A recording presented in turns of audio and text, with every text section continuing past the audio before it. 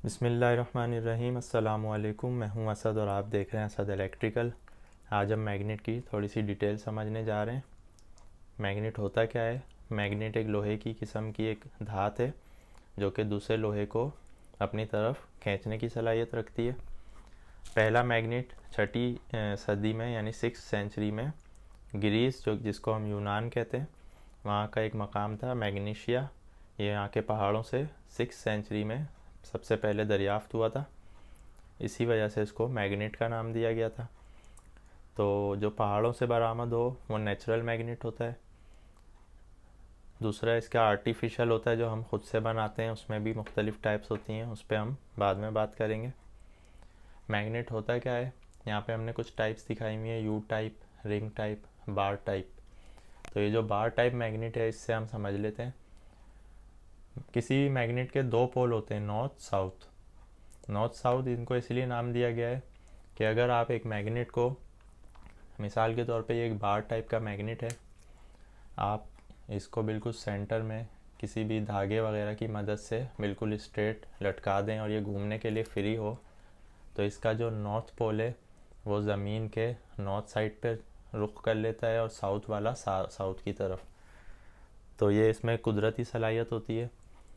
चूँकि ज़मीन में भी मकनातीसी कशिश होती है, इसीलिए इसका मकनाती ज़मीन से ताल्लुक़ होता है, और ये अगर लटक के फ्री हो जाए घूमने के लिए तो ये नॉर्थ पोल जो है इसका ज़मीन के नॉर्थ वाले हिस्से की तरफ रुख कर लेता है।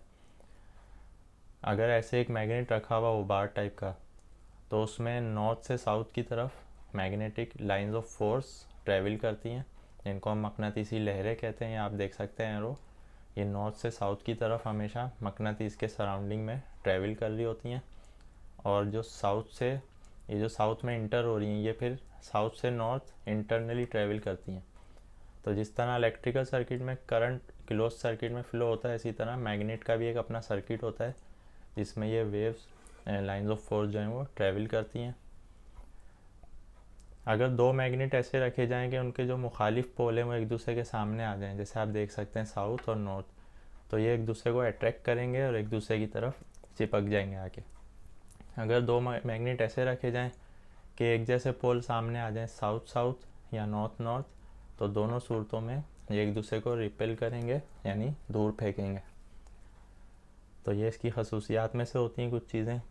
अब हम आ जाते हैं मैग्नेट किन किन चीज़ों को अट्रैक्ट करता है। सबसे पहले लोहा, कोबाल्ट, निकल। आयरन, कोबाल्ट एंड निकल, ये तीन मेटल ऐसे हैं जिनको मैग्नेट अपनी तरफ अट्रैक्ट करता है। इसकी जो लहरें हैं इनको हम मैग्नेटिक लाइंस ऑफ फोर्स कहते हैं।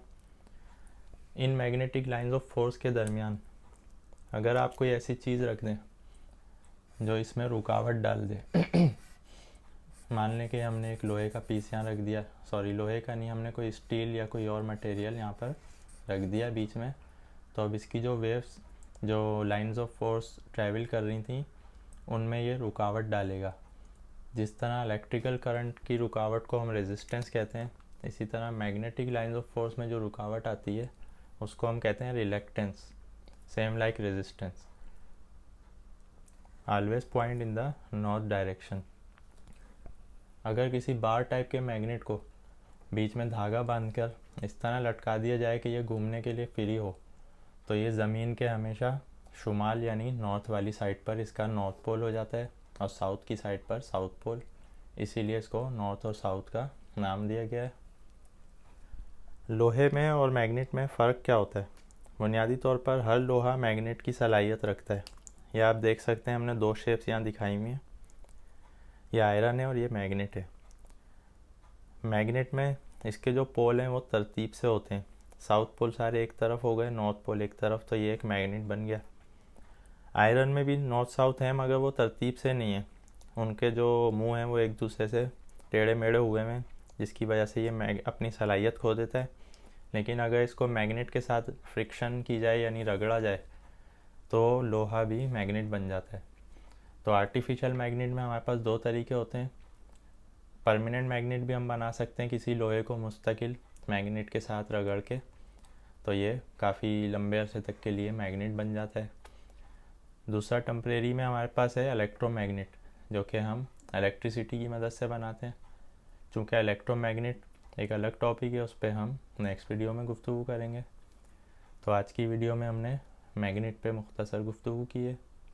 आज की वीडियो के हवाले से आपका कोई भी क्वेश्चन है आप कमेंट्स में पूछ सकते हैं। नेक्स्ट वीडियो तक के लिए इजाज़त दीजिए। अल्लाह हाफिज़।